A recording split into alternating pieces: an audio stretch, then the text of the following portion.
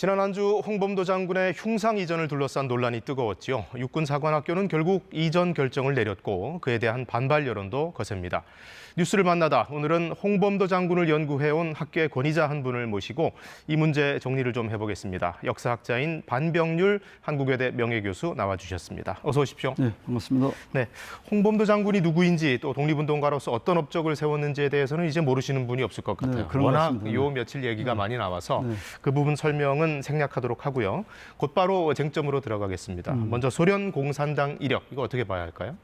홍범도 장군이 들어간 거는 공산주의자로서 또는 뭐 볼세비키로서 이렇게 입당한 건 아니고요. 1927년이면은 그 29년부터 연금 생활에 들어가니까 이제 그런 개인적인 그런 문제가 있습니다. 생활상의 문제가 있고 또 당시에는 또 홍범도 장군이 그 집단 농장, 러시아 말로 꼬르스라고 하는데 거기서 그 자기 독립군 부하들을 데리고 소련 당국하고 이제 있던 여러 가지 행정적인 문제, 토지를 불어받는다든가 뭐 농사에 필요한 또 농수로 농기구를 뭐 이렇게 제공받는다든가 이런 여러 가지 이제 행정적 문제가 있어서 그래서 때문에 이제 한 거기 때문에 우리 흔히 얘기하듯이 뭐 이게 혁명을 위해 사회주의 혁명을 위해서 지금 아방가르드처럼 또 지하 공작을 하거나 뭐 사회주의를 뭐 홍보하거나 선전하거나 이런 그런 일반적인 그런 전위정당 같은 거하고는 좀 다르죠. 만주 지역에서의 독립군들은 이제 청산리 전투를 치르고 일본군의 어떤 그런 추격이라고 해 토벌을 피해서 이제 이동한 경우가 있고 또 연해주에서 활동하던 독립군들도 역시 그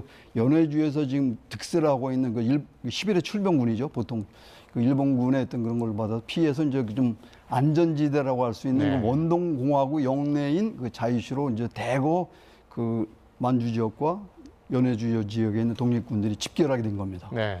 지금 또 하나 쟁점이 된 것이 1921년에 발생한 자유시 참변입니다. 독립군이 대거 목숨을 잃는 과정에 홍 장군이 관여했다는 취지로 국방부는 설명을 했는데 어떻게 보시는지요? 이분은 간도에서 간 분이기 때문에 이 결정 과정, 그 군 통합의 결정 과정에 이런 것은 관여할 수가 없었고 그런 위치에도 없었고 더구나 특히 그 극단적인 그런 방법인 무장 해제 이 부분에서는 뭐 관여할 수 있는 여지가 없었습니다. 그리고 이게 보통 우리가 동족상잔이라고 이제 자유참여 표현하는데 동족상잔이라기보다는 지금 아까 말씀드린 대로 러시아 쪽의 군인들이 이제 동원된 거고 우리 한인 병사들이 일부러 러시아 쪽에서는 참여시키지 않았습니다. 그래서 더군다나 이제 뭐 일부의 해상록에 나온 거지만 이제 홍 장군이 장교들하고 자유시 주변에 그 무장해제에 있던 참극을 소식을 듣고 장교들하고 이제 솔밭에서 이제 땅을 치면서 이제 통곡했다. 이제 그런 이제 해고가 남아 있죠.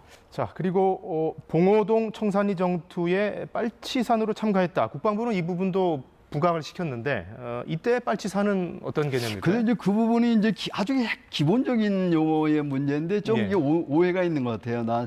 우리 원래 빨치산이라는 건 이제 영어로 파르티잔이고 이제 러시아도 파르티잔인데 이게 이제 의용병이라는 뜻이거든요. 의용병. 이게 자발적인 정규군인데 의병이죠. 이제 홍범도 장군이 왜 빨치산에 됐냐 이렇게 하면 이분은 이제 그 러시아 들어갈 때 쓴 그 우리가 잘 아는 그 조사표가 있잖아요. 아까 말 제출한 그 앙케이트에 보면은 거기에 이제 직업이 뭐냐 그랬더니 의병이라 했어요. 근데 의병을 보면은 뭐 번역된 거 옆에 러시아말로 보면은 거기 파르티잔 돼 있어요. 자, 흉상 이전에 찬성하는 육사 원로들도 홍 장군의 독립운동 업적에 대해서는 이견이 없었습니다. 저희가 몇 분 전화로 취재를 해봤는데요. 위인으로서 존경은 하되 흉상을 옮겨야 한다는 이유를 들어봤습니다. 독립군에서 역할했다는 그 사실에 대해서는 진심으로 존경하고 높게 평가를 하게 되는 겁니다. 다만 이제 생루들이 모든 것의 사표로서 삼을 만한 그런 역할은 되지 않지 않느냐. 오히려 김자진 장군이나 이범석 장군님 같은 경우는 소련의 요구에 분연히 반대를 하고 만주를 돌아가서 해방 때까지 독립운동을 흔들림 없이 하셨잖아요. 뭐 일부는 뭐 포구지책으로 공산당에 입덕했느니 뭐 이런 얘기를 하지만은 그렇지 않은 분들이 더 많다는 것이죠. 그래서 생로들의 사표로 롤모델로 삼는 데는 다소 제한된다. 그런 생각을 갖고 있습니다. 육사 생도들에게 소련 공산당에 가입한 어떻게 보면 이념적으로는 변절을 하신 거거든요. 그런 분을 이렇게 독립수사인 것은 맞지만은 본보기로 삼으라 하는 것은 적합하지 않다고 생각을 합니다. 우리가 체제 싸움에서 대한민국이 완성을 거두었다고 생각했을 때는 이게 문제가 없었어요.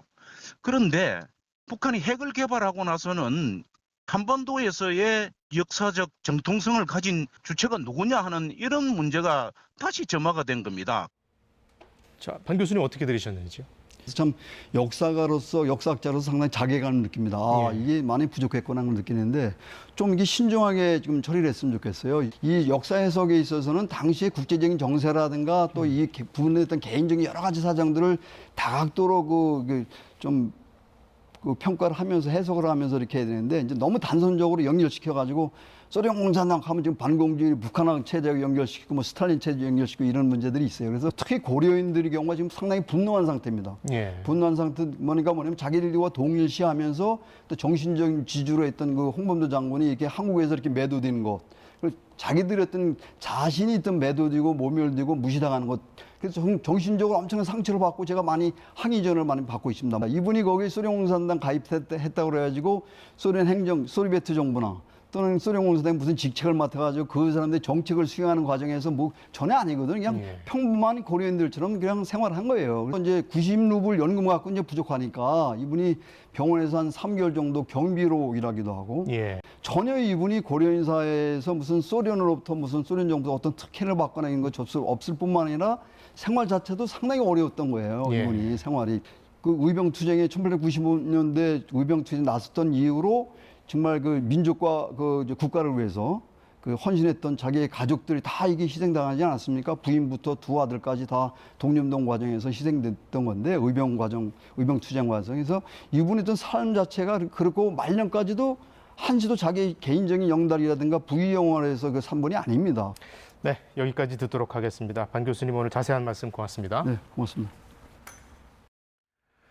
안녕하세요. 이소정입니다. 대한민국에서 가장 정확하고 빠른 뉴스는 KBS 뉴스 채널을 구독하면 만날 수 있습니다. 뉴스 제보는 언제 어디서든 카카오톡이나 KBS 앱으로 간단히 할 수 있습니다.